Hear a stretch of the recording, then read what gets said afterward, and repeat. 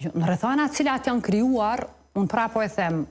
vendimi i gjykatës kushtetuese do të saktësoj të ardhmen e çështjes së asaj nëse Kosova do të rrëshqas drejt zgjedhjeve të reja ose jo. Ne do ta zbatojmë qëndrimin dhe vendimin e gjykatës kushtetuese dhe nuk e përcaktojmë ne, sepse jemi në pritje të vendimit të kësaj gjykate, por në atë që ne e shohim, ne e thash dhe njëherë kemi dhënë të drejt dekretit të presidentes Osmani, për shkak se besojmë që në rrethanat e krijuara janë shterur të gjitha mundësitë që ajo shumicë parlamentare pa marrëveshje politike të zgjedh president. Përderisa ka mungesë të vullnetit politik të Albin Kurtit për marrëveshje, është e pamundur që në kuvend të zgjidhet president. Pra, Albin Kurti është takuar me zotin Hamza, është takuar me zotin Abidjiku, nuk është takuar asnjëherë vetme me zotin Haradinaj.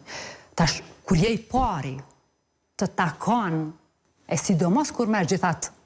votës që zoti Haradinaj s'po do mas me taku. Është vullnet edhe ai mund të thotë është vullnetimi personal, s'po du me taku Kurtin. Ai takon shumicës parlamentare që të bëj përpjekje maksimale për gjetjen e zgjidhjes, për shkak se ka mjaftueshëm vota në kuvend, ka marrë aq shumë vota në kuvend sa të ulët e t'i ftoj spektrin politik në parlament, që janë grupe parlamentare, për të gjetur zgjidhje. Nëse ai vërtet do të ishte interesuar që të gjendej zgjidhja, unë jam e bindur që Kosova nuk do të unë e ti sot nuk do të diskutonin për çështje të zgjedhjeve të reja, por Kosova do të diskutonte për shkarkim të bordit të zëres, për zhvillim të mëtutjeshëm të Kosovës, për ligjet që i ndihmojnë qytetarët, për bërllogun që ka pluar gjithë territorin e Kosovës, për stagnimin gjitha drejtime Dibran, por në të kundërtën ne po sillemi një cikël pa ndalim për shkak të egove personale të Albin Kurtit. Dhe ju jeni subjekt politik, normalisht do duhet të parashikoni situatat, pra, po do t'ju pyes zonja Deliu,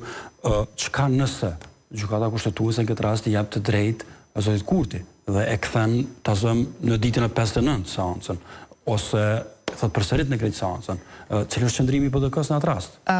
Unë prapo e them që për dallim prej këtyre që sot viteve të fundit kanë qenë në pushtet, e që shumë rrallë i kam dëgjuar të mbështesin vendimet të gjykatës kushtetuese, së fundi ishte shumë interesante ta dëgjoj qëndrimin e vetëvendosjes që po mbështeste qëndrimet të gjykatës kushtetuese, sepse ata gjyqtarë për vitet të tëra janë etiketuar, e sulmuar, e njollosur. Ne i kemi besuar të institucioni për herë, edhe kur kemi qenë në pushtet, edhe tash kur jemi në opozit, por një gjë duhet tua Dibran që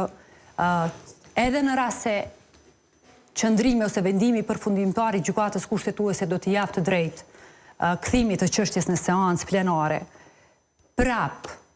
marrëveshja politike është e domosdoshme, sepse